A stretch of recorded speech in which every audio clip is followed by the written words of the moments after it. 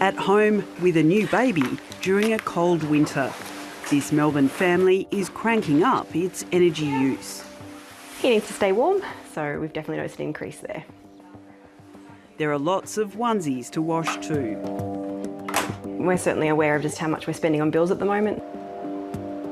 But Bethany James and Michael Basson are trying to save power and money by taking part in a big experiment that's part funded by Australia's Clean Energy Agency. It's called Demand Response. They're trying to cut their energy use at times when electricity demand is high, not just reducing their bills, but even getting paid. We've been offered a $10 discount or a $10 credit on the account for each time we've met our goal. I think it's quite doable, and I think that it's good for the environment, helps out the grid. I think it's a really positive thing to do. Here's how it works. Energy users sign up to reduce their use at times of peak demand. When demand surges, they're asked to cut their consumption. The energy customers get a fee as well as cheaper energy bills. But it's not just households. One company that saved hundreds of thousands of dollars by taking part in the demand response trial is Oxford Cold Storage in Melbourne's west. Engineer Gabor Hilton has to keep this massive facility at exactly the right temperature. This is the largest cold store on a single site in Australia.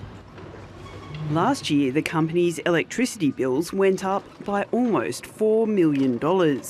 But reducing their power use for short periods with demand response has taken about 10% off those bills. I think it's fantastic. It helps to stabilise the grid, and it also helps the bottom line. Few people realise we pay a lot for electricity during the heat waves of summer. Generally, wholesale energy is about $100 a megawatt hour. During summer, it goes up to $14,500 a megawatt hour, and we all pay for that. Demand response is also being used during heat waves to prevent blackouts, when poles and wires companies force big energy users to switch off their power. What we're saying is that's proven the technologies. Let's open it up as a market option. So let's unleash competition with demand response competing against generation to lower prices for all consumers. Energy policy analyst Dan Cass says the demand response trial has been a big success. He now wants to change the rules governing Australia's electricity market to allow specialist demand response providers to compete directly with energy companies. The energy companies are opposing demand response because they know it means competition, and competition means lower profits. It's that simple. It will benefit their consumers if we get this reform, and they are standing in the way. Some big energy-hungry businesses have already cut demand response deals with their energy retailers. But under the current rules, new providers aren't allowed to participate in the wholesale energy market. There are some players in the market that view demand response categorically as a threat. I don't think it's about us. I think it's about there being an increased competition in the market, which drives down prices. Jeff Renault is from an Italian-owned company called NLX, a global player in demand response. What do you think is holding back demand response in Australia? Regulatory framework, that's it. The technology is proven, the customer willingness to provide the resources proven, the kit is already out there. The Energy Council represents Australia's biggest energy companies and wants the demand response market limited to energy retailers. Well, we don't see that there is any need for demand response to be delivered by anyone other than retailers and their customers. That direct contractual relationship has worked very well. The ACCC says that it strongly supports the opening up of the demand response market. If even the ACCC is in favour, why should people believe that you're on the side of consumers and not on the side of preserving the market share of your members? We are on the side of consumers because we know that consumers are doing it tough when it comes to paying their energy bills.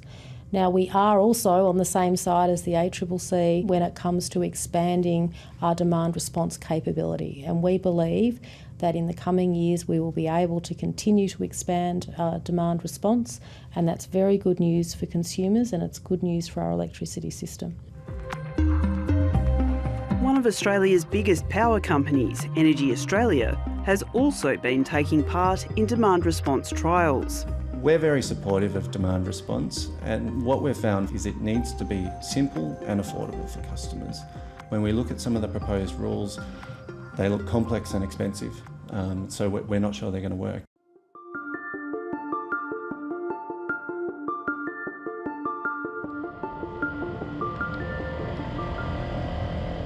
In the Riverland district of South Australia, long dry spells are all too familiar. So too are big energy bills. Farmer Drew Martin grows wheat and almonds. He depends on huge amounts of power to run his irrigation system. It's very energy hungry. We run the most efficient pumps that we can find, but yeah, they really suck the power. They run, virtually at 90% capacity all the time. Sometimes 24 hours a day when it's hot and the trees are in full demand. Despite investing in solar panels and diesel generators, his electricity bills are about $250,000 every year.